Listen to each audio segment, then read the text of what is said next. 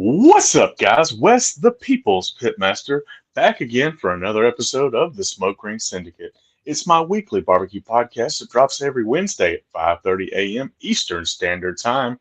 This week, we're going live with a whole bunch of folks. I've got a YouTube, Instagram, TikTok, a whole assortment of experts. We're doing the barbecue content roundtable. Guys, can you hear me? Yes. What's up, Wes? What's up, guys? What's up, guys? I'll do a short intro on everybody. On my side here, we've got Cooking with Coochie Latour. Yes, sir. And down below, we've got Nick Cook's Barbecue, Nick Parsons of Forge Fire Barbecue, or Forge Fire Creative, excuse me. And of course, Deuce Raymond of Sweet Baby Ray's Barbecue Restaurant and Catering, and the social media sensation that he is. Good morning, guys. I appreciate y'all jumping in and having a little roundtable action with me. It's been a little bit to try to put everybody on the same schedule and the same calendar, but we've managed to make it work. And we'll see what we get into today. And if I get forward. So I kind of want to touch base with kind of where you are currently, so the folks listening know where you are if they've missed the episodes with you individually. We'll go back to front. Deuce. Social media and kind of where you are as far as like where they can see you. Just hit me your socials and kind of some of the levels you're at.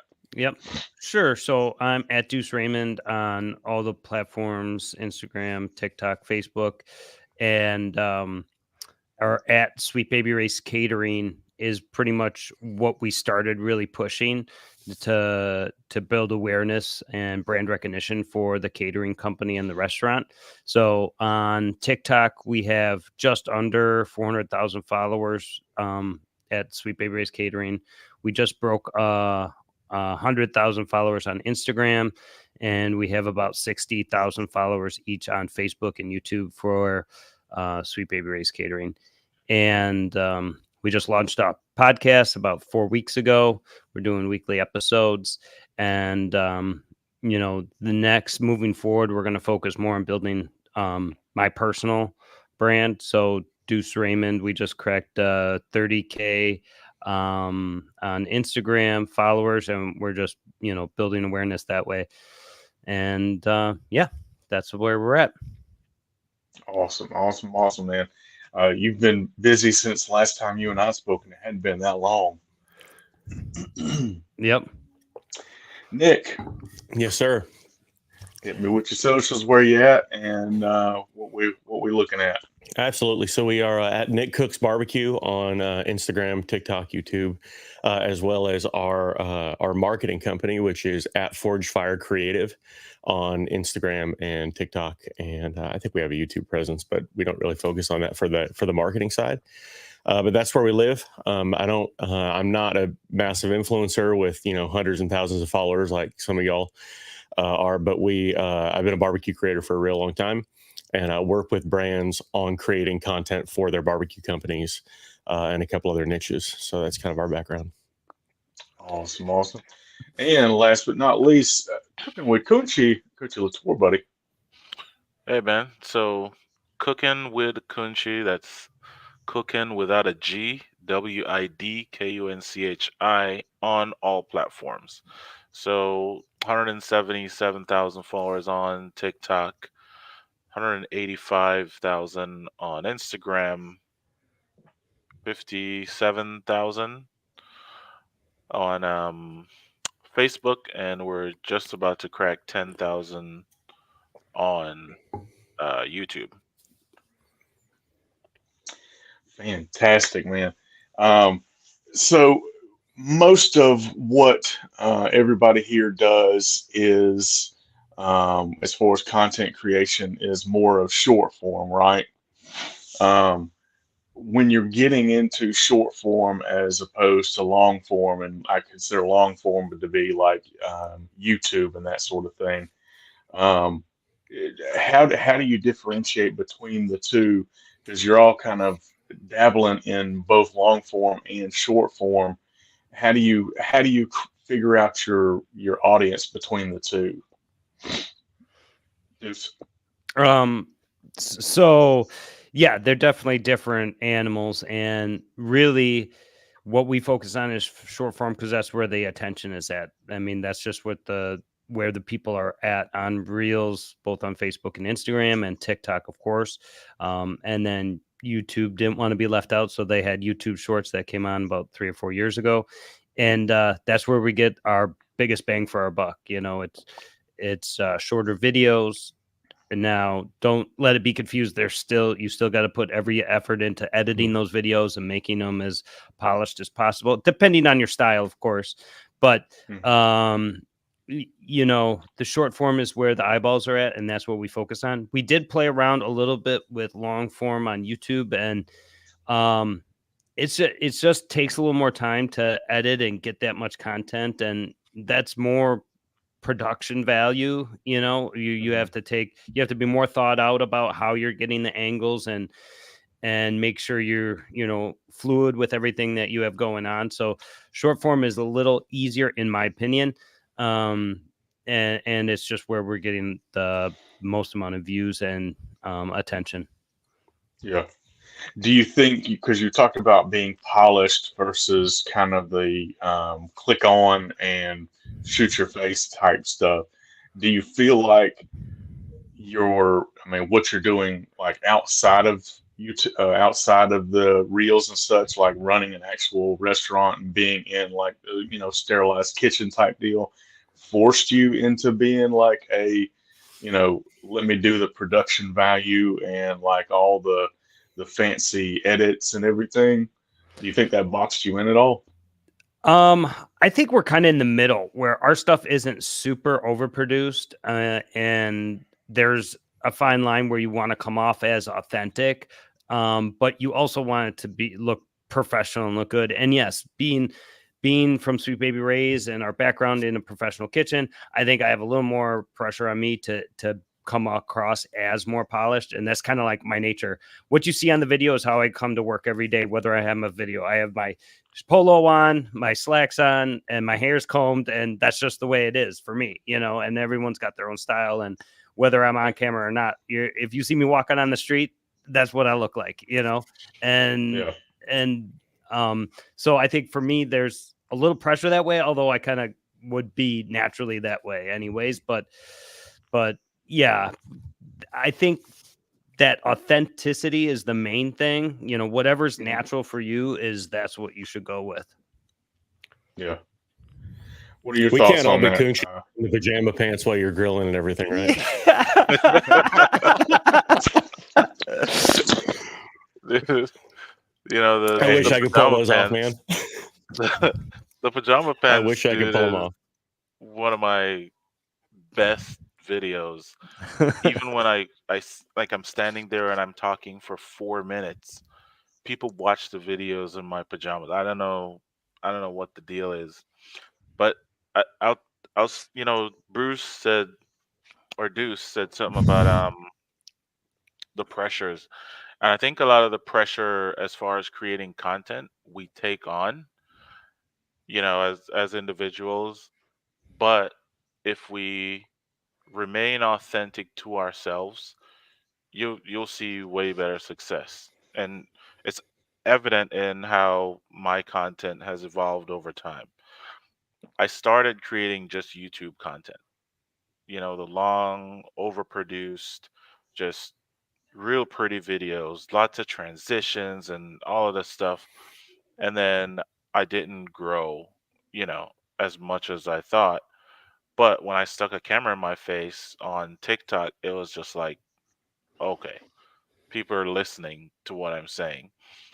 Over time, though, now I'm coming back to YouTube because now I understand the value of having kind of a balanced presence across the platforms because people do different things on different platforms. people will watch your video for 30 seconds on Instagram, but if you put the same video in 20 minutes over on YouTube, they're going to sit there and watch it. And I think, ev- you know, Gary Vee talks about platform and culture. They just behave differently. And so, as a creator, you want to just appeal to as many people within the audience range as you possibly can. So, you got to diversify your content and make it appealing everywhere. Yeah. Yeah, I agree, man. I think when you do this for, I don't want to say for a living, because, a lot of us don't always do it for a living, but when you do this, what you would call professionally or semi-professionally, there's certain channels that you have to think about. And I don't mean channels like social media channels. I mean channels as far as channels of thought. And the way I typically do it and also tell my clients to do is you kind of have to think of all the social media channels as a funnel. You really do need to have a presence and everything. Coach, you alluded to Gary Vee. Gary always says, be everywhere you possibly can, right? Secure your brand in every place. Now, you can't obviously devote all your time to 100% being in every single channel. Like sometimes you just got to throw stuff at the wall and see what sticks. But I think what we start thinking about as creators and what I coach my brands that I work with as creators is know what works on each platform and be in consideration of that as you're producing content. So I typically like to produce all my content in a semi long form fashion. And then the edit is really where it stands out. But you have to be thinking about that ahead of time because you have to produce that long form content in a way where you're still going to be able to get a hook. So we're going to create the content, create the food, whatever. At the end, we're going to go ahead and do 4 or 5 or 7 different hooks at the end to catch, because I'm going to use some of them on YouTube. I'm going to use some on TikTok. I'm going to use some on Instagram. We're going to do some different intros that are all in different places. So you have to be thinking about all that, so you have a library of stuff to work with when you start editing. And then you can cut that down for that 30-second TikTok or that minute and a half Instagram or that 15-minute YouTube. But you have to be thinking of all the channels that you're going to have a presence on and what works, because you can't just cross post, a 5-minute video to TikTok and a 5-minute video to YouTube and Instagram and then expect them all to do the same. They're not going to, because all of them have different audiences. All of them are different platforms. So as creators, we have to be thinking, are we getting every single thing we need in every situation, every shot, every hook, every script, every line, so that we have all that to work with when we actually come to produce the content? So it would be a lot easier to just be that creator that does nothing but stick a camera in your face and record for 45 seconds and become a TikTok sensation. And those people exist. But when you have the funnel like we do, where you have to bring them in at the top and get them in the hook and get them in the 15, 20, 30-second videos, and you really want to work them down to the long form where you build a relationship with them, where they like what you're doing up here, they start trusting you in that mid form, that 1, 2, 3-minute content, and then they invest in the long form because they trust you enough to know that you know what you're talking about. So that's why you can watch a Deuce video where he says 15 seconds of really good information and then go all the way down and like, oh, now I'm going to watch him cook a brisket for 10 minutes and learn all the little pieces of information I need. That's how you build that audience and that trust. Yeah. Yeah, I really like the way you broke that down, Nick. Very good. Thanks, man. Yeah. I figured he would be both informative to the audience in general, and then you guys would probably appreciate him as well.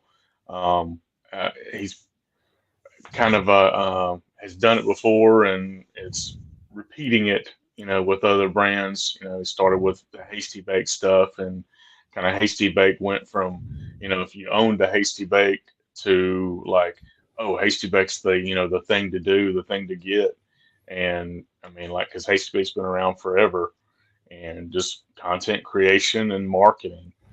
It's all about building that network, man, building those people that it becomes a deep audience. And that's the difference between someone just like, oh, that guy's cool, and then moving on with their life. And all of a sudden now I follow that person and I trust that person. And I, want every single thing they do, I want to take notes on.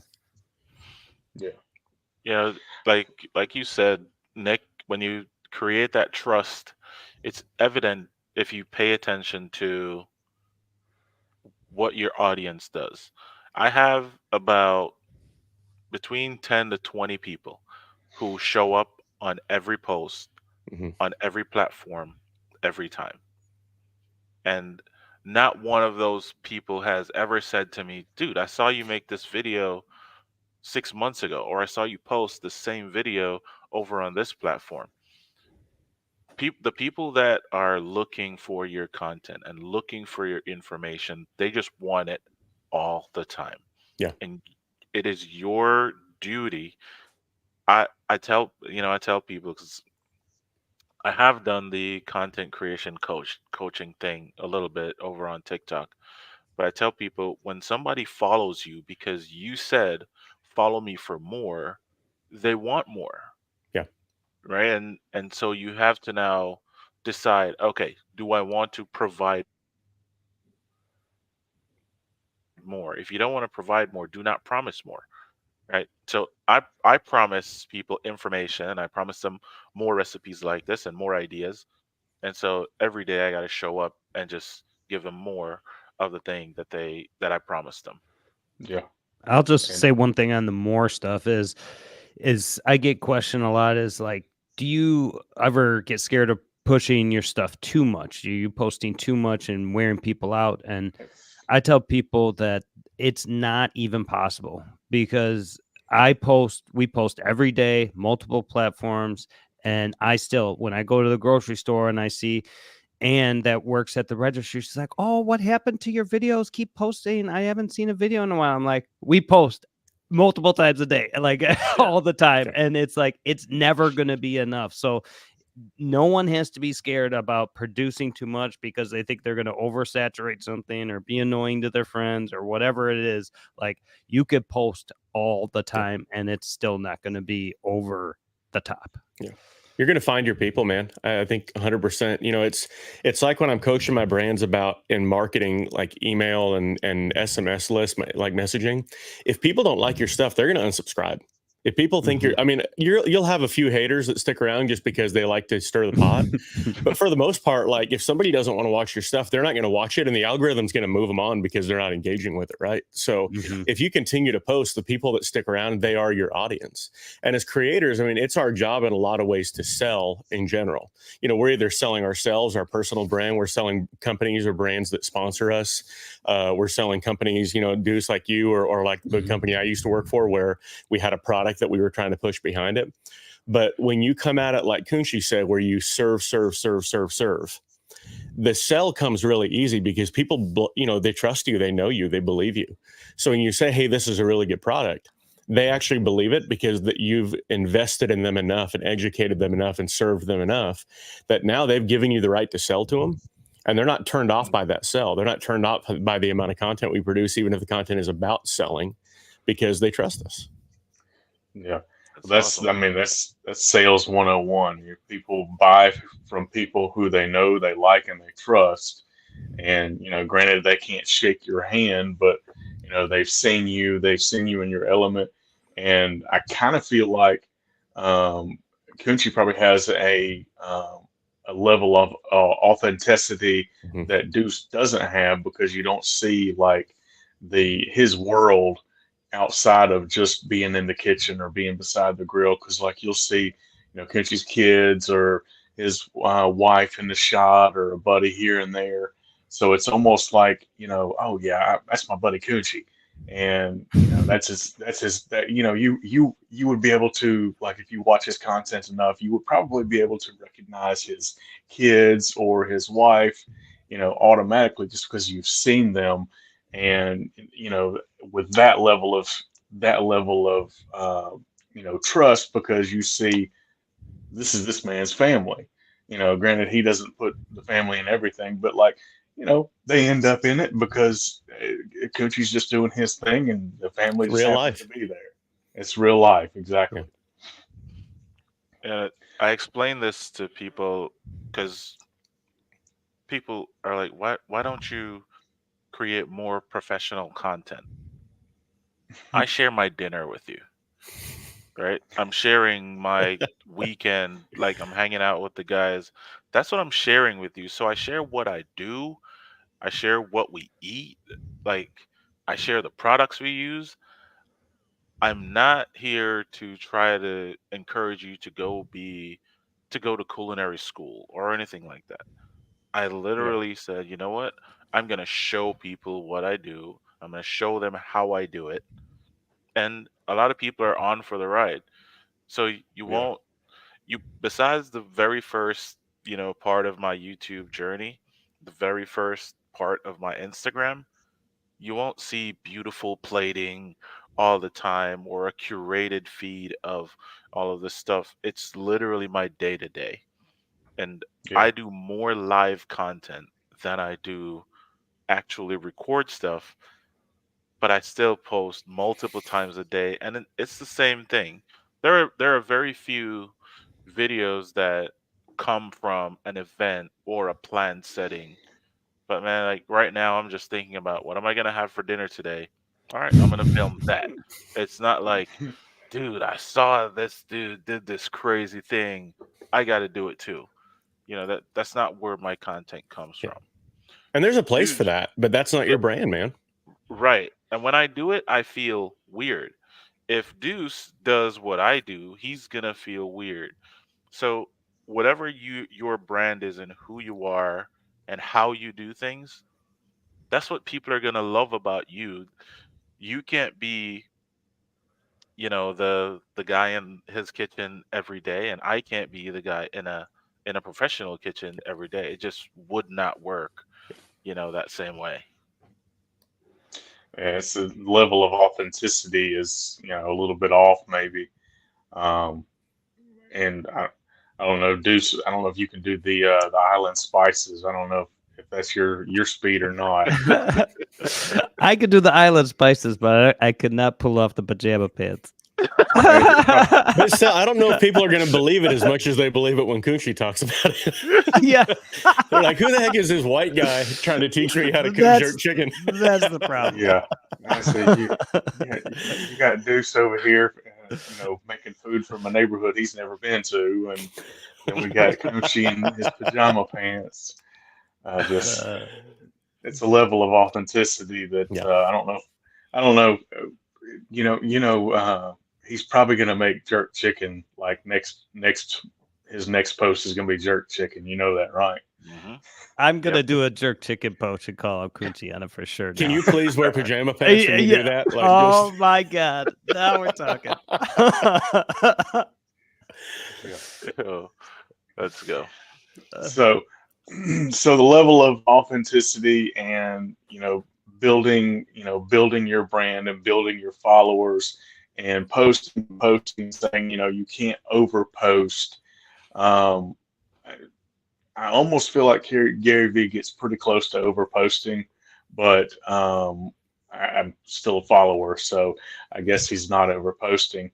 As far as we had talked about before, you shoot content, and you have to have something really to post at least every day, and then some of y'all are doing multiple times a day. As far as reusing content and that sort of thing, do you rework stuff, or is it just a flat out you saved it and it goes re-uploaded like 8 months later or 6 months later, or is it just kind of a by the feel, or how do you make a decision to say, you know what, let me post this again because this didn't do well or this did do well? Like, what's your thoughts on that? So I'll start with that, and we've seen great success, especially on Instagram, being able to repost videos. And we usually wait 3 or 4 months, but if we've posted the same how to wrap competition ribs, and a million people have done it before, and I've done it different ways, but whatever it is, this one video, it's hit 6 million views. 5 million views, and then just like over 1 million views the other 4 times. So it's like 6 times we posted, all 6 times over 1 million views. And we spread it out, but people still want to see it. So I don't feel bad about posting it again because people just enjoy watching that process. It's satisfying, whatever the case may be. And but on YouTube you cannot repost stuff. They stop that right away.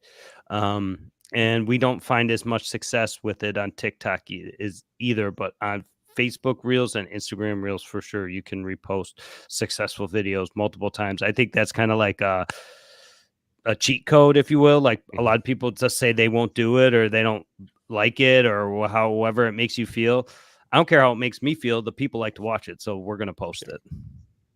Yeah. it's hacking the algorithm, man. Yeah.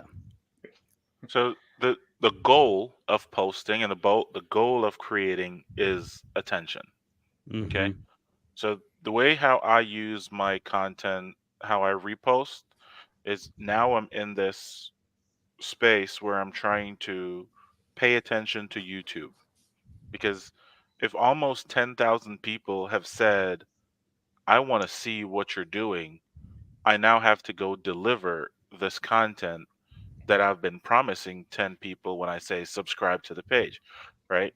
So I take my other short form content, and on YouTube Shorts, you can repost the stuff, all the time, not on the long form side of it. But on my Instagram, my TikTok, my Facebook, I'm going to recycle those posts, whether they did well or not. You could take a video and you can change the beginning, you can speed it up, you can add a voiceover.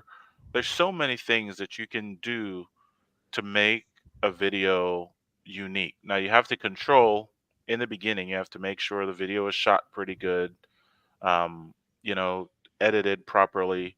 You still have room where you can mess with it again.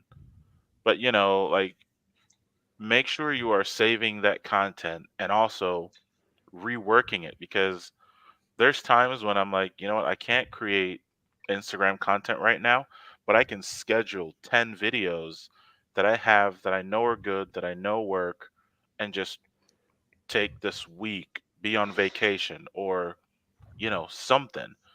But reposting your videos, man, that saves you a lot of time, especially if you're trying to spread your wings across multiple platforms. And It, every video is going to hit different too. And I think you and Deuce kind of said two different things, but at the same time, you pointed at the same fact, which was, Yes. Deuce was saying people want to see this content. They saw it before, they loved it, show it to them again, and maybe it'll expand. You're kind of coming at it from a different angle, but at the same time, the whole goal is to get people to be exposed to that content. So whether it was exposed to 1 million people one time and then 1 million the next time and then 4 million the next time, or, and this happens, a lot of times more often than not, it'll be exposed to 4,000 people the first time, and then you post it again and 50,000 people like it. Mm-hmm. Hmm. And it's just, it was the day, it was the time, it was the, whatever was going on, in the news cycle or whatever, it just pulled people's attention. So I always like to say, we know when we produce content if we're doing our best stuff. And if we're going to be real brutally honest, like some of our stuff is not our best stuff, right? And Sure. and that's okay, because that's real and that's authentic. But there's times when I'll produce something and I'm like, this is a banger, and it'll fall flat. And I'm like, you know what? It's fine. Leave it out there. I'm gonna come and recycle it later, and I may come back at it and say this is still a banger. I don't need to change it at all, and I'm gonna post it again and see if it hits. And there's times when 2 or 3 months later, I'll put eyes on it again. I'm like, you know what? I think the hook is what fell flat. So like Kunshi said, if you got that footage, if you keep all your stuff, which anybody who's a creator, we have hard drives and hard drives full of stuff, and our phones are overflowing and everything. So if you keep all your stuff, you have the room, and you know how to shoot it. You have the room to be able to come in and say, cut that hook. Here's a new hook. Or come in and film a new hook for it and be like, hey, I got a brisket video for you. You guys hated it last time. Let's see if you hate it again. And then throw it out. And sometimes that'll hit it, right? So like, Kuchi said, doing a voiceover or something, changing it up. But we know what our good stuff is, and we know the stuff that we want to put forward. And sometimes we just put stuff forward, and I'm like, I don't know if it's going to hit or not, but I feel like it's good. So Yeah. that's part of being a creator, because we don't only produce content because we want followers, right? A lot of times we produce content because realistically, we're creatives in general. Like, we just want to get our stuff out there. And if I feel like this recipe is a really good recipe and people don't like it, I don't care. I wanted to create it anyway, right? Right. I mean, that's Absolutely. something that I struggle with a little bit, is because the stuff that I really want to produce as a chef is one thing I'm really passionate about, is actually taking authentically smoked meats and then pairing it with like international flavor profiles. And when I produce that content, I get very little engagement a lot of the times, because everybody is so conditioned to see, they want, competition ribs and brisket and Alabama chicken and like core barbecue items. So when I get to be a little creative, it doesn't get as much engagement. But I told Matt and the guys on our team, is like, we're still going to produce this content because this is what's important to me. And eventually it's going to catch on. And we actually talked about, like, when the girl that films all our videos. Bianca, she got married and went on her honeymoon, so we've been off all month. We're just built on content. We planned for it. We built in extra filming the previous 2 months, so we would just be off for this month filming.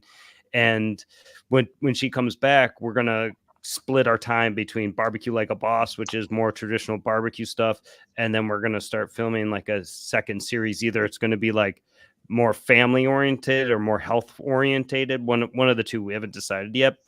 But and that's gonna take a while to catch on. But it'll be like a separate series. So like there's Barbecue Like a Boss, more traditional barbecue, and then there's cooking healthy with Deuce or whatever that might be, and those both are very authentic to me. I'm both very into them, but they're just different animals, and it'll take time for them to take off.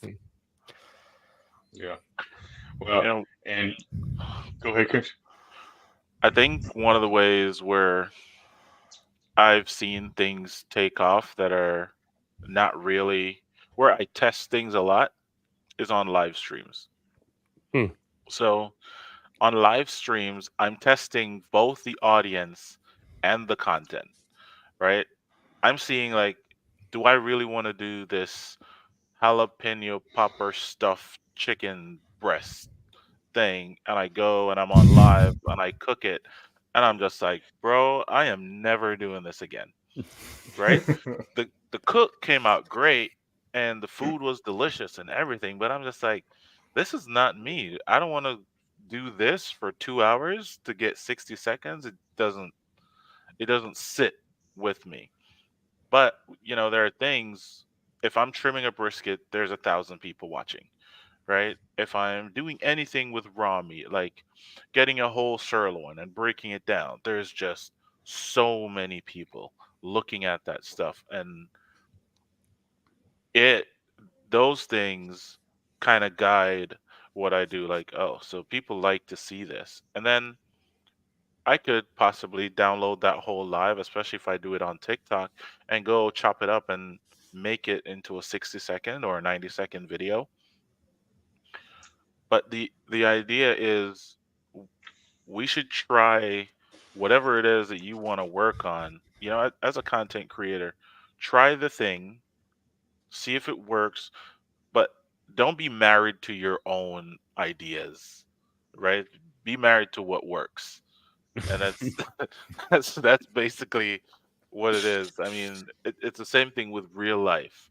Some people fall in love with this girl who really just is not into them. And if you continue to just chase that thing, where will you end up? Yeah. Yeah.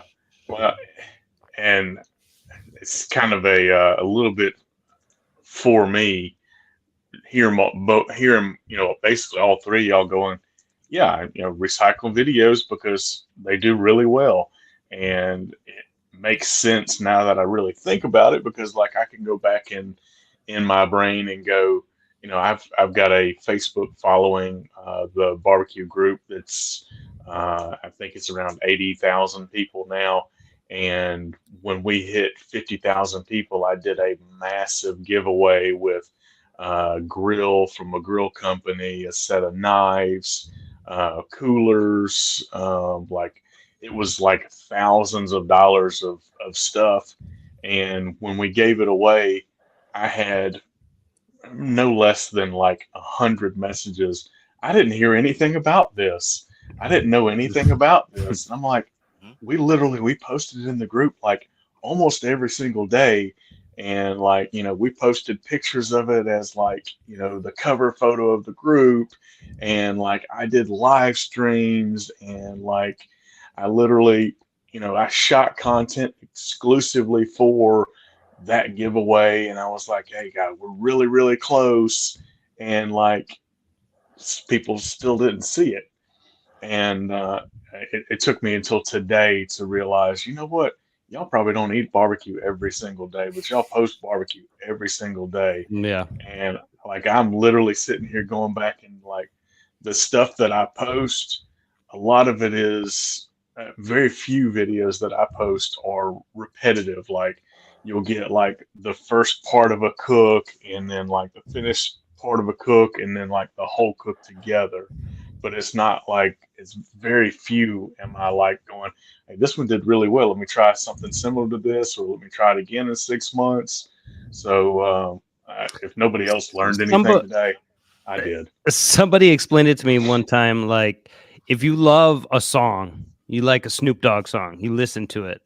If you listen to that your favorite song one time, and then you're done forever? No, you're going to listen to it over and over again because you really like that song. So it's the same thing with content. If you have something that people enjoy, you can repost it because they liked it once, they'll like it again. Yeah. Mm-hmm.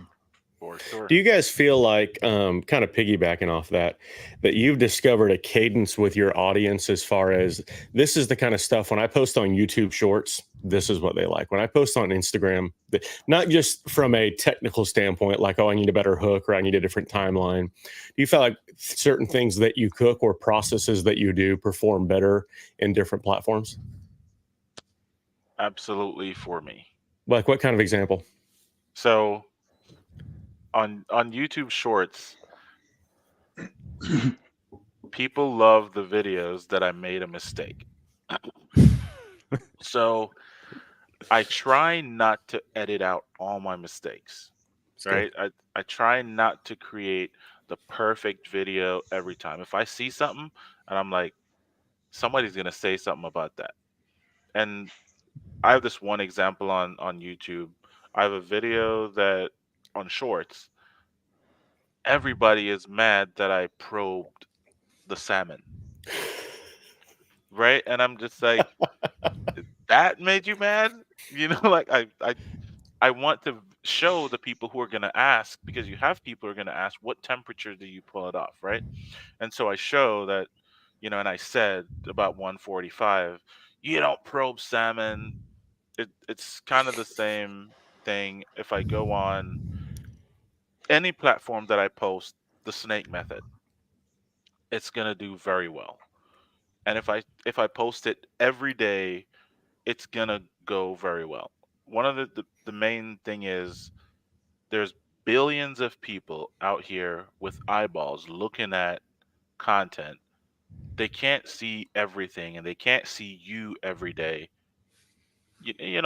Unless you're doing like exponentially well over everybody else, don't take it for granted that there's other people who have not seen you yet. New people get phones every day. New people sign up to these platforms every day. Some people have multiple accounts on these platforms all the time, and they're looking at different things. So I don't take it for granted that everybody has seen it. I've done the snake method has been one of my most popular videos on every platform, whether I do it in long form content or in short form. Millions and millions of views every single time, thousands of questions every single time, and a lot of times it's the same question. Won't Yeah. your food taste like charcoal? I get it every time I post it. So that's proof to me that different people are watching. Yes, My, it tastes like charcoal. That's the yeah, point, mother. that's the point. But it's not all white. Yeah, man, it's Oh, amazing though. On Facebook, there are certain things like people love, you making fun of stuff on Facebook, but they also like the short form style of content just a little bit longer on Facebook. The short form over on Instagram, they like it really short. And then people are going to sit down for 20 minutes on YouTube and watch this one video. So everything has its place, every platform has its culture, and we have to just fit into that and provide that value when they need it.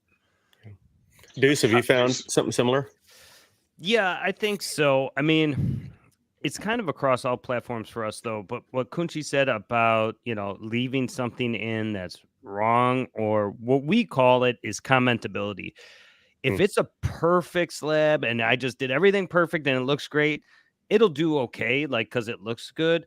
But if there is something to comment about, or, there has to be something to comment about. Otherwise, it doesn't have the legs to go. Like, for instance, when we made this mashed potato video, the colander I used to strain the potatoes was all beat to crap. We are in a production kitchen, and if you guys know, when you make like demi-glaze in a production kitchen, you like double colander it, and they like push the ladle through there, and the colander gets beat up. So I used that one to strain the potatoes, not even thinking of it at the time.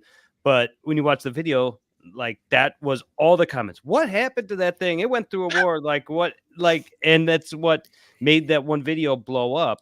Same things like we do a lot of the Weber grill, but I put it inside the production kitchen because it's easier to film in that contained area. Outside where our catering kitchen is right by O'Hare Airport. So every 30 seconds there's a plane going. So I love filming outside, but it just doesn't, it's not conducive because it's like every 30 seconds there's a giant jet going over our head.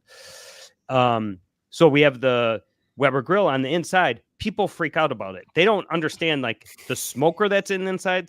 There's a giant fire in there all day long. There's a grill with a fire. The roof is literally a giant vent, people. Yeah, right. Like they don't get it. So like people freak out about that. But I'm like, leave the grill inside. We're doing it inside because because they, just it's so funny the comments on that. Like lighting up a grill in my living room right now. And it's hilarious. And for whatever reason, the biggest comment that's kind of across things, people think that I sound like Kermit the Frog. And I don't know why or how, but if you look through some of our comments, it's absolutely hilarious. Like he's cooking up Miss Piggy. She's going up in smoke. And it's like, oh my God. You need to lean into that every now and then, man. I know. I have to figure out a way, but it's so funny and random. That's a shirt with the yeah, right. Just embroidered on the polo. Yeah. Just you just have Kermit on there and don't say anything about it. Yep. Just post a video with it says Kermit and just let somebody catch it and find it, and it'll probably light off. Yeah, that's a good idea. I wish there was a way for me to filter all of my comments and get a sense of how many times people have called me Shaq. I'm talking. I mean, you're huge, bro. Like that's about it. But I've leaned into it when I'm on live and people say, "Is that Shaq?" I said, "No, it's Shaq from Wish." Right, and I'll put the Timu Shaq. It's right, and I'll put it in. I'll put it in the comments as well when people leave that comment. But it doesn't matter what type of food I'm cooking. There is a potential for somebody to say Shaq in that thing, and I don't change anything that I do or that I'm gonna do because I'm afraid of the comments that are coming. I see some people like are gonna leave that comment. I'm like, we'll be talking about it. Me and my neighbor, we brainstorm a lot of content, and we'll be like, look at this video I just edited, and he is like, they're gonna talk about that, right? And I'm like, yep, I know it. And well, you leave that for them because, like Deuce said, commentability. If they're not engaging in some way, how do you know?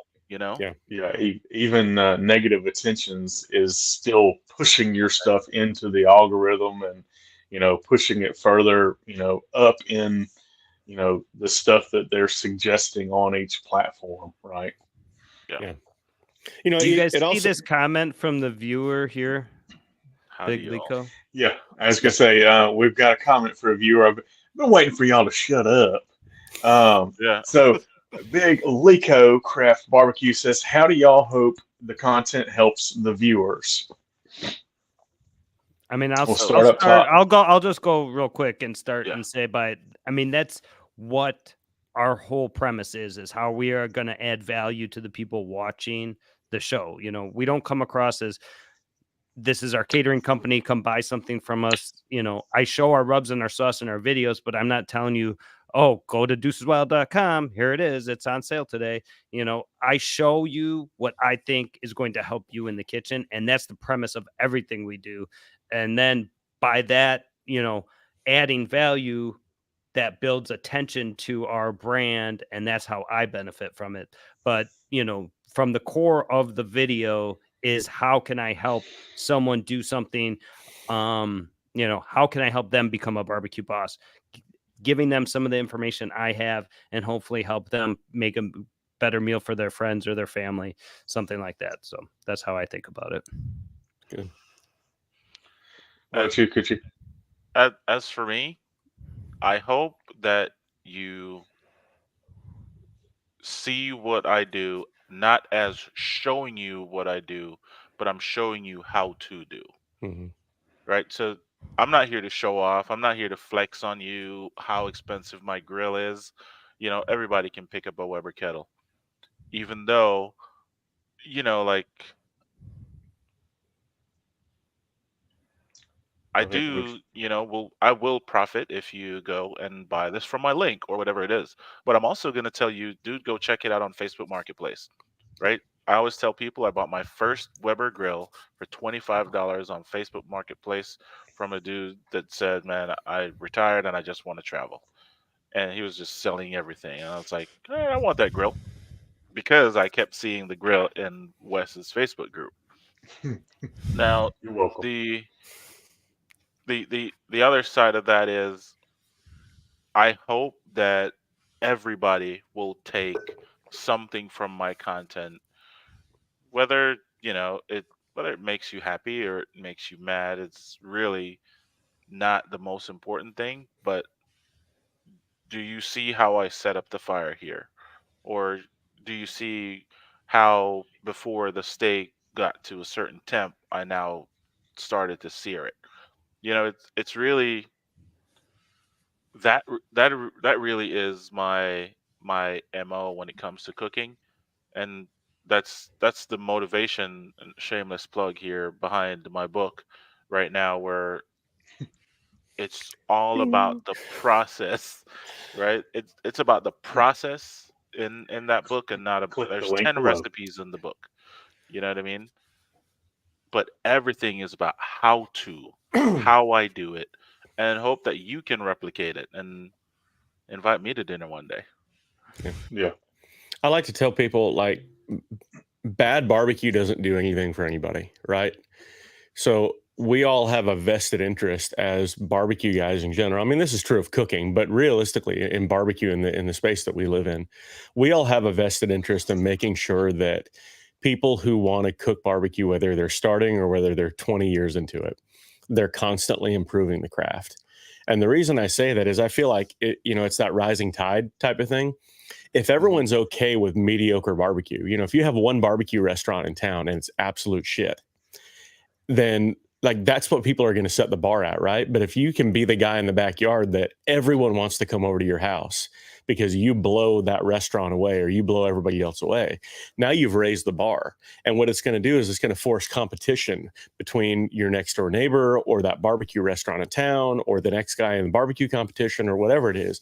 It's going to force that all those ships start rising and getting better and better. I mean, I think, if you can credit, a lot of people online, like the Malcolm Reeds, with How to Barbecue Right, or the Aaron Franklins, where when they came out, it was like, this is just what I do, right? And people are like, man, I've never thought about seasoning chicken, right? Or I've never thought about cooking a brisket at that low of a temperature or resting it for 12 hours or all these things. And then people start experimenting and they play and they become a better barbecue cook.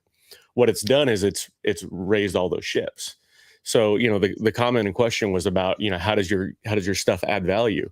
I think it does just that. It incrementally pushes the bar up, up, up, up, up until people know the difference between bad and good. And we don't have to settle for mediocre stuff anymore. Yeah. That's awesome. Well, and you may ruin some old favorite restaurants for some folks. Because I was reading through your book last night, and you were talking about the over smoked stuff, and I was like, that's really going to ruin a lot of folks' opinion of the last time that they cooked chicken. That they Hmm. they cooked chicken with mesquite, and they're like, oh yeah, I was burping that chicken up for 4 or 5 hours, and you go, oh, I ruined it. Yeah, and Yeah. that is it though. The thought a lot of my content is thought provoking, right? It's to Hmm. challenge the inner you to say like, nah, that can't be real. Let me try it. That that's how I have done a lot of the things that I've done, whether in barbecue or content creation, is I've challenged myself. I saw it, it worked for Deuce, and I'm just like, really? Did he just do that? Let me try it. And a lot of times I try stuff and not film it because I want to see if it works. And then I can go prove it. You know what I mean? Like I can say Hmm. like, bro, he just did this and I can do it too. So can you. You know what I mean? Like that is the mindset that I have as curiosity. I'm always curious about certain things, not hot dogs. Not curious about that at all. We're not doing that. but, but, or but or mustard I'm as a going to convince Kunchi binder. to do a slot dog episode here. We're not even Right. talking about binders with Kunchi. Come on. no man, damn hot dog content's crazy to me. I was just I went over to the restaurant the other day, and one of the cooks in the kitchen, he's giving me a couple ideas. He's kind of like a foodie guy, younger guy. And he's like, "Oh, I just saw something about hot dog burnt ends. What do you think, Deuce?" And I was just like, "Oh, bro." I was like, I'm trying to be nice, because I'm the boss, and I'm trying to be encouraging and everything. But I had to walk away from that one. Yeah. And it no, it has the potential to go viral, right? The Yeah. hot dog content, it that can be very thought provoking. But I do not want to be known The hot for dog guy. hot dog burn. No, like No. is there any company that's gonna call me up and say like, dude, those hot dog burn ends, we need you to come out to a show here and do that.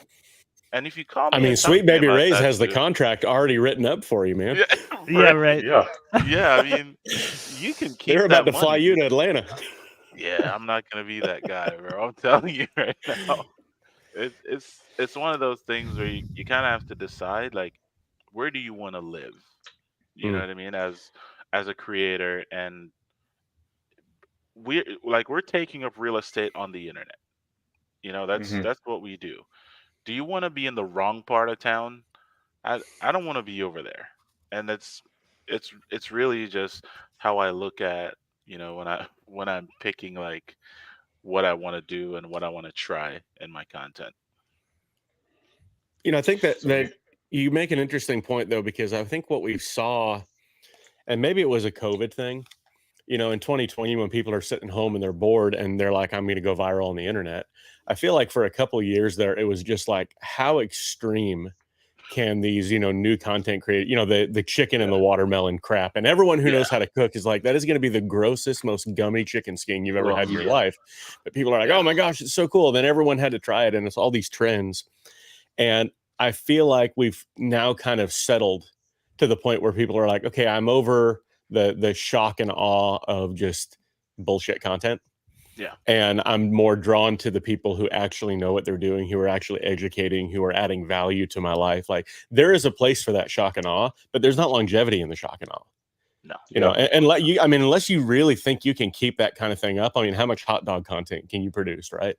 Yeah. At some point, there's got to be some depth to what you're doing, or Mhm. it's just going to be a flash in the pan. And I do feel like that's why we saw this massive, the massive resurgence of creators come in over the last, say 5 years, and then a lot of it just die off because people realize like, yeah, it's kind of fun, but at some point, like it gets old. Like I want something that's going to add value to Yeah. my life. If I'm going to invest the time, whether it's 15 seconds, 30 seconds, 10 minutes, whatever it is, to follow someone, to watch someone, I want to walk away from that video with a little bit of information, a little bit of feel good, a little bit of something.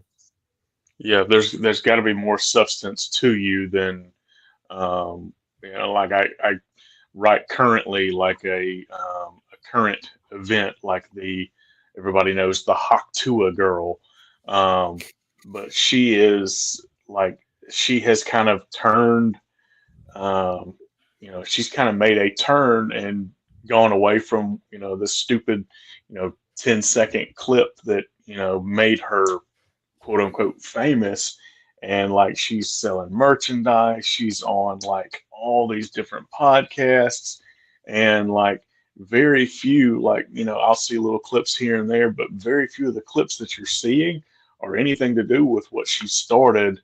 What made her, kind of famous, I guess you could say. So I mean, I guess the other side of making pumpkin chicken or a watermelon chicken is, can you make the turn? And I mean, she's kind of made the turn a little bit. So But is she I adding mean, value? to You know what I mean? I've Like, I've kind of or maybe I been haven't seen enough of it. yeah, I've kind of been watching and following, especially, knowing that this is what we were going to be doing. I was like, that's kind of the opposite of, what y'all are doing, being, in the trenches and shooting content over and over and over. Whereas, she's like, oh yeah, you got to do this. And then boom, she's famous. Everybody knows who she is. Like, and it's not like everybody in the, everybody that likes to hang out in the street at night knows who she is. It's like everybody knows who she is. She's transcended, the being in the street.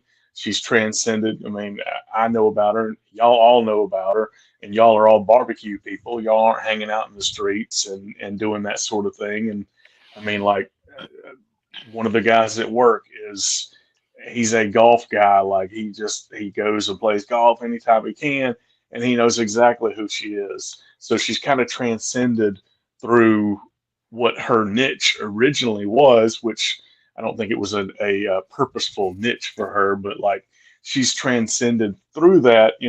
Granted, it's not like content that I'm going to continue to consume, but like, I'm just kind of watching her kind of evolve, I guess you could say, and it's kind of interesting to see All I'll say is because good on her for taking that opportunity and running with it and maximizing it. And yeah, I agree. I think she's gotten more tasteful from the hot Tua incident, and I think all I could say is good for her. yeah. Well, I mean, it's like when you say somebody that, somebody goes viral, like, most of the time if you go viral, you're in your space. But like, she has gone viral on such a larger level, and this has been like over a month ago, and people are still talking about her. People are still going, hey, come be on the podcast. Like, she's been on a bunch of comedians podcasts. She was on, I want to say, Bill Burr's podcast. Like, these are people that are not like, content creators necessarily. They're mainstream media people, and they're like, we would love to have you on the show. Somebody, it's it's one of those, like, you're viral on a different level. Like, that's not something that, everybody knows who she is. Like, you know, with your, the snake method. Pretty much everybody in the barbecue world probably, if we're, massive content consumers, probably have seen the snake method. And I know that that is one of the things that I'm going to see with your content. But like, it doesn't transcend into, golfers are like, man, have you ever tried doing such and such? They're not doing that. So it's interesting to see that level of a viral sensation that is transcending, the different places. If you can make a pivot, I mean, if you can, she found herself at the right place at the right time, you know, give or take. But whatever it was that made her famous, at some point, like, she was able to make a pivot, right? And I think Kunchi, you kind of alluded to that too, like the progression of us as creators. Like, if you go back and watch the videos that any one of us made 5 or 10 years ago, they're completely different than what we make now in style and quality and everything, right? At some point, we all kind of make these pivots in our own creative journey. And, the one of the keys to success is being able to carry over a pivot. You make a pivot, and can you actually follow through on it? Can you develop yourself? Can you become a different person? Yeah. As a business decision, she she might be able to benefit from that virality because it was on that scale, right?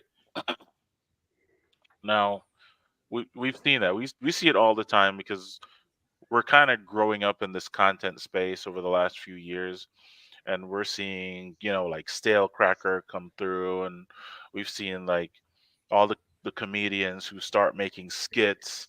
Now they have shows and all over the place. So yes, there is a place for virality, but I don't try to chase virality.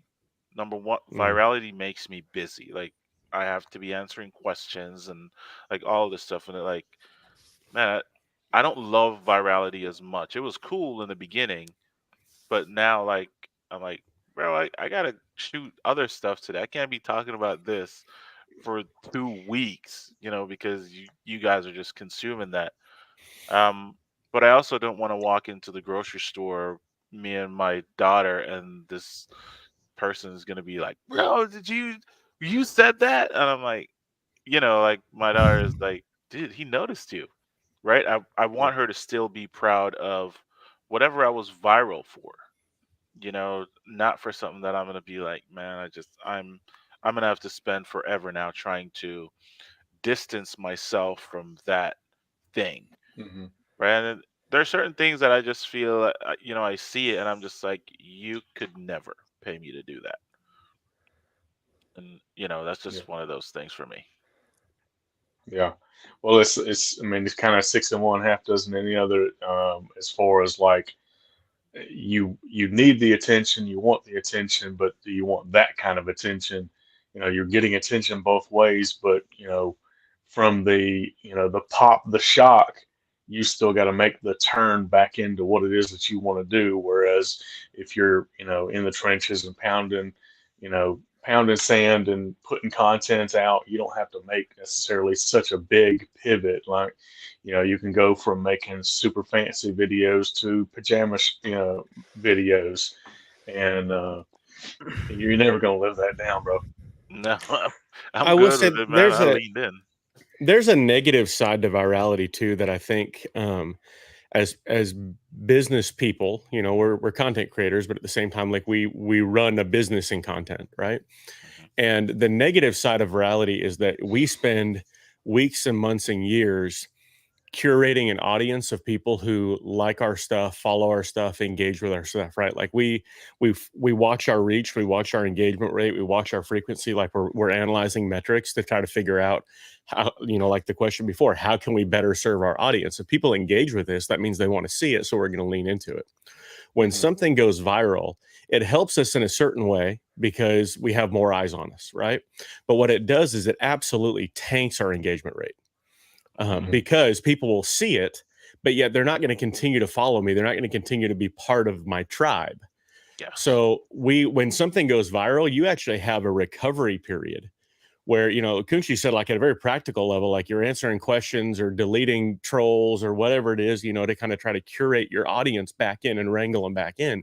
But there actually is a recovery period as a creator from a business side of virality where I no longer have like this curated audience of people who really like my stuff. Now it's a bunch of people who just engage because I cooked a chicken and a pumpkin, Hmm. and they're not going to be really happy when I cook jerk chicken wings next week because Yeah. it's not Hmm. crazy, viral engagement like the other thing. So you True. you have a recovery period. So virality is good in certain ways, but it can actually be really negative in other ways if you're trying to be a creator that curates an audience and actually serves the audience continually. Yeah, like Yeah. from a full time standpoint, like you can't hope to have a crazy viral video every single time you post one. You have to kind of have a steady build, I guess you could say. It does better each time. It's your content's engaged more and seen more as opposed to trying to get that pop. Hmm. Seeking the pop. Yeah. For sure. So we are closing in on hanging out for an hour. I kind of wanted to touch base. I've got 70 million questions still in my brain, and every single time I ask a question, one of you will say something. I'm like, oh, I didn't think of that. I'm, I'm gonna have to like take all three of you, put you in a room, and we're gonna have to do this for a week. But I wanted it to. I wanted to kind of touch base and well, not dollars and cents, but like as far as this is your business, like Kunchi, you are full time in this. Nick, you do this full time for people. Deuce, you do this in addition to your full time thing. How do you set yourself up business wise, like for somebody that's coming into it and going, you know what, i've I've saved enough money to pay all my bills for a year. I'm going to give myself a year to try to turn into a content creator. Like, how do you set yourself up business wise? I'll start, but I don't think I have a very good answer. I think, from what I've seen and the amount of effort and time that we put into it, to actually support yourself by doing this seems like a tall task, in my opinion. Um, this is just my own experience. We generate a little bit of money through Facebook and Instagram.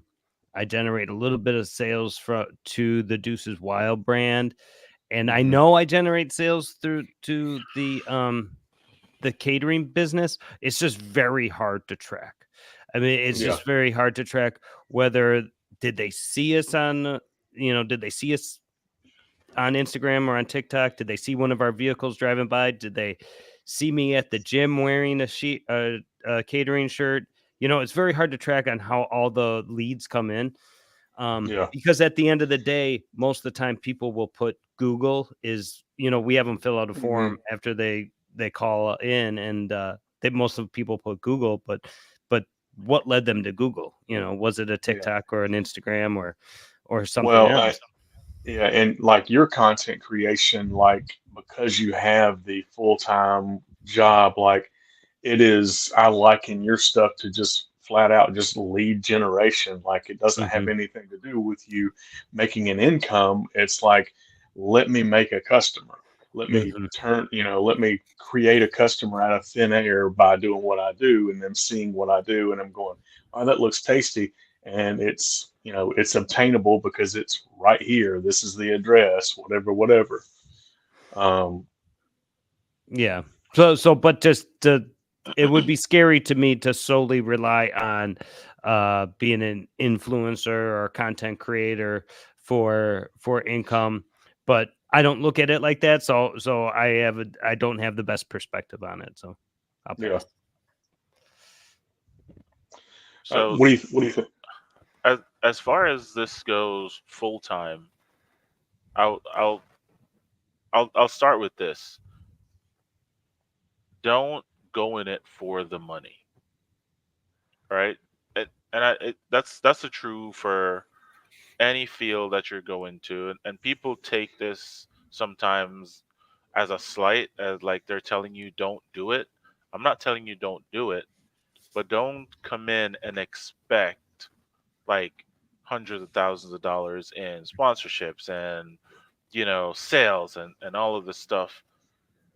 What you should focus on, number one, is what who do you want to talk to? Who are you trying to Mhm. talk to? What is your audience? You build your audience, and when you figure out who your audience is and what they really love, then And what they you need. you can try to see how can I how can I turn this part into a moneymaker. Likes and views and shares are not gonna do it. So if you don't have a long term goal of how to offer a product, a service, or anything else attached to this content and this notoriety and everything about me that people see and like or dislike on the internet, you're going to fail, right? So, yes, you can think about it as, long term. You can think about it as a business. You can make it your number one thing, but it's not just the content. And Hmm. doing it just for the money is it's gonna discourage you because a Yeah. lot of people they ask me that's the one question, how do you make money doing this? well, do you want to do this or not? Because if you want to do it bad enough, the money, you won't think about the money first, right? You'll do this thing and you'll get good at it and you'll be the best at it or one of the best in the space. And then, like the business idea and the monetization of this stuff will come, when the time is right.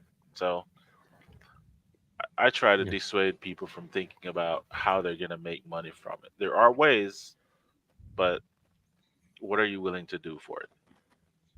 Yeah. Yeah, let's talk real practical too, because I think Bush, you bring up a good point. Like, there's people who are like, okay, I've saved up some money, I think I want to do this. Which, chase your dreams, guys. Like, that's fine, but you need to realize from a real practical standpoint, content creation, there's a couple different veins you can live in. You can live in the fun content creation where you do this for yourself, or you can go after it for the money, right? And sometimes one turns into the other, but realistically, as a content creator, if you really do want to make money from it, let's just say you saved up, a year, you're going to need more. I'll tell you that right now. Like, it's going to take more than a year to do that. But as a content creator, what you're selling, the way you build a business around it is you're selling yourself, you're selling the network, you're selling the audience that you curate. And that's why I said before, like, the virality is actually not that great of a thing, because you may build an audience, but when your engagement rate goes down and your metrics go down, some brands will look at you and say, well, these guys got, 20 million followers, that's great. Well, then once you actually dig into the metrics on it, you're like, yeah, but like none of them actually do anything for me, right? Because the whole point of a brand working with a content creator is they are essentially buying time with your network.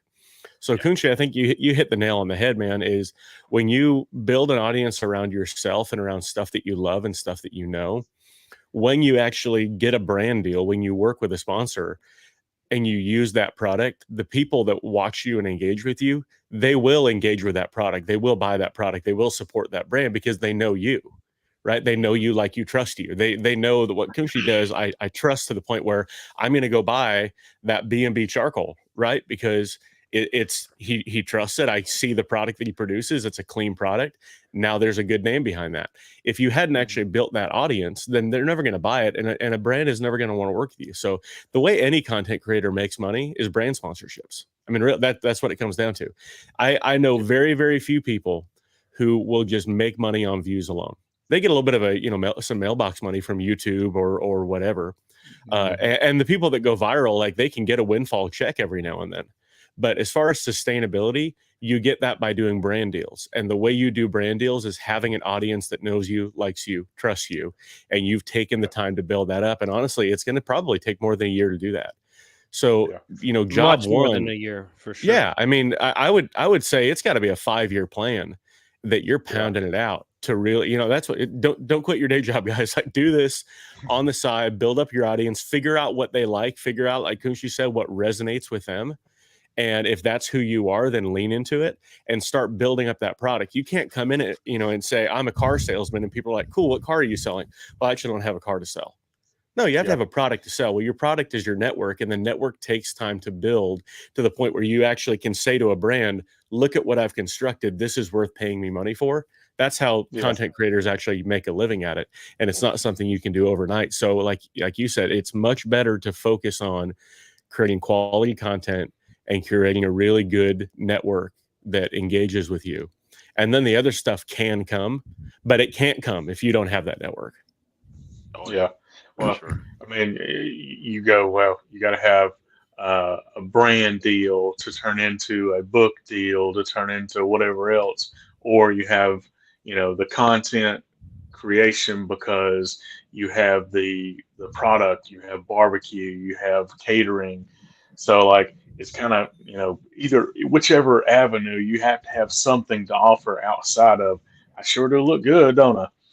hmm And so, and that's the essence of the Hawk Tua girl comes right back, like it comes full circle, right? Hmm. Who is her audience?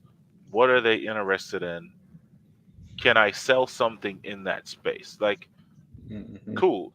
The phrase was great, and but what can you sell, right? How can Well, you help me put butts in seats, or yeah. get products What? out of a That's store the and reality of the stuff business like side with it, that? right? Yeah. Oh, for Yeah. sure. Well, So Yeah, go ahead. Well, I was just gonna say, like with her, like I read an article, and like just in the last like 60 days, she's made $30,000 in hats, and like another like 15 or 20 in $60 signed hats with that Haktua on there. So I mean, like, eh, I mean, There are unicorns, I bet.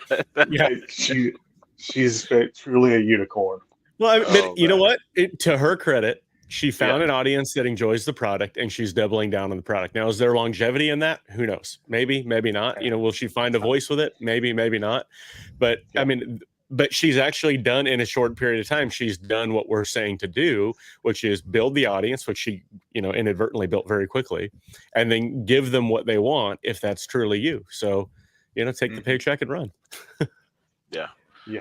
For sure, Well, man. And don't strive go for ahead. that though. Don't think that you're gonna be the next hot Unicorn. to a girl, or don't try to be the next stale cracker. Everybody doesn't have that thing, right? Hmm. Long term, what can you offer, and how can you turn this into a day to day that you can be proud of, that you can build a life around, that you can build a business around? That Yeah, is where it's at. It's not just dollars and cents. There's so many other pieces that goes into, doing this full time.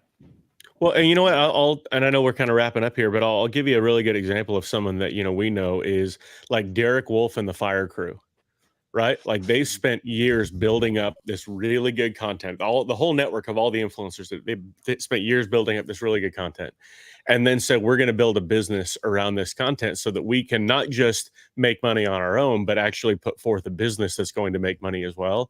Like there's the evolution of content creation. They're using their content now to build a business, but they had to have the content in the beginning, and they had to have the network that was built by using that content. So it's definitely a multi-stage process, and it's definitely not something that happens overnight. You know, the successful people that we see around us, like you said, Kunshi, I mean, that's the unicorn. The real successful people are the people who've been doing it day in and day out for years and years. And I don't want to discourage anyone from doing it. You should do it, but you need to realize that this needs to be something that's really in you, Mhm. because it has to be something long term. Like you're going to have to grind it out. You're going to have to produce videos that get 50, 100, 150 likes for months and months and months on end until that network finally rallies around you. I mean, on the extreme level, you can look at Mr. Beast. I mean, he's been doing YouTube since a very, very early days, Mhm. and nobody knew who Mr. Beast was till like 3 or 4 years ago. You know, in our Yeah, age group, anyways, I would guess. Yeah. yeah. But now he's mainstream. I mean, everybody knows Mr. Beast, and he's got candy He bars in literally has a stores, yeah, and it's ridiculous. And I have so much respect for him and his dedication and work ethic and everything like that. But it took years and years yeah, of relentless working hours and hours and hours to do what he's done. And Right. it's good. It's, at a lower level you can get there, but it takes a long time. yeah. Yeah. As far as authenticity goes, and I will talk about authenticity till the day I die. You have to be yourself. Don't try to be the next this person. Don't hmm try to be better than this person, or, one up anybody else. Do what you do and do it so well that you're going to have your people. It's not going to be the same people as the 50 million views.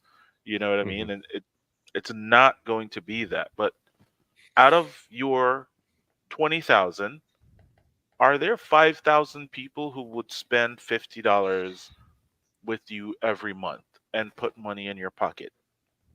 Can hmm you live with that? I think you can find satisfaction in so many things. Just chasing the number and all these huge things. Don't chase it. It might come. You might cook hot dogs one day and it goes crazy, and people like, where did you get that thing? And you can sell, you know, a million of the little thing that they The, do to the hot the dog or little hot whatever they dog do. score thing. Yeah, like right, and you could probably make some money doing that, but those things are unicorns. So don't try to chase those things, and don't try to copy like every little thing that you see that works. Do it in your way, and then It's not you'll sustainable if it's not you. for sure. Yeah. For sure. Well, and I had hoped we weren't going to get into Stale Cracker because he was actually on. That's next hour.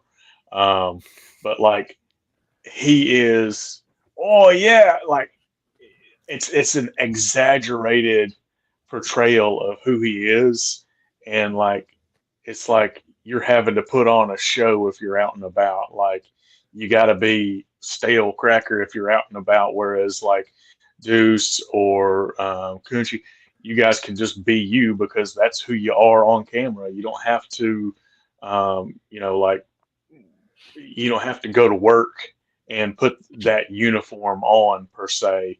Yeah. You don't have to put the hat and the stupid wig on, and talk about yaw buds and whatnot. So you get to be you, and your content can be you through what you put out, and you don't have to you know you're not a show pony. I guess I kind of say. And you're not pigeonholing yourself into some persona either. Like, Deuce in 10 years, you're still going to be Deuce, right? Mhm. You're not going to be sick of, using some, voice or wearing something or having some catchphrase that you happen to say in a drunken night one time. Like when you're you, you're just you, right? And you attract the people that like you. Right. Yeah. Good. Yeah. Well, guys, Yeah. we're going to table it here. You have one more thing, get you? Now, I was just gonna say, I have an experience where a company wanted me to come up with a slogan, and dude, I came, I got off that meeting, and I'm like, all day, dude, I'm writing stuff down, and and I just got back to him like, dude, I don't have a slogan, and I'm not gonna do it because if I can't say it for the rest of my life, I'm not gonna Yeah, say it today, and yeah, it just that's how I'm gonna run everything that I do. If it's not something that I'm gonna eat, I'm not gonna cook it. Right? yeah, I'm not gonna like pretend to like something. Like I've cooked recipes that I've seen guys do, and I am so mad that these people made this face like, oh, this was so good. I'm like, how can you say that to me? Like I was gonna try it. You know what I mean? Like that. It's just, man, you got to be real, and that's what I present to anybody who I ever meet, whoever sees my content. I'm just gonna be myself, and that's cool. I cannot be all things to all people, and I'm hmm perfectly okay with that. yeah. Guess we're gonna hit the socials and we're gonna wrap this thing up, man. Nick, you want to hit your socials? Absolutely. Nick Cooks Barbecue is my personal stuff on all the socials, and our agency that we do consulting and content creation and advertising is at Forge Fire Creative. Awesome, awesome. And Shaq. I am cooking with Kunchi on all platforms, so it's COOKINWIDKUNCHI. All platforms: Instagram, TikTok, um, Facebook, YouTube, Twitter, you know, OnlyFans. OnlyFans, all of them. OnlyFans. OnlyPans, maybe. Only pan. Wait, you can start a OnlyFans and only cooking pans. You could branch out there. And last but not least, Kermit. Yes. I'm at Deuce Raymond on all the platforms. That's my personal. And then our business is at Sweet Baby Ray's Catering. So come check us out. Thank you. Awesome, awesome, guys! Thank y'all so much. An hour and 24 minutes. I feel like we talked about three things, and there's so much more. I appreciate y'all's time. I hope you guys are open to doing this again in the near future. And guys, we're gonna sign it off, man. Beautiful. Yeah. Thank you. Thanks, y'all. Nice to see you guys. Thanks for the time. Absolutely, Thanks. absolutely. Take Guys, care. if you've enjoyed this week's episode, we would appreciate a review, a like, a share, and as always, keep smoking. I say that on every one. It's just my catchphrase. I'm Thanks, gonna guys. roll, guys. Take care. All All right. right. Take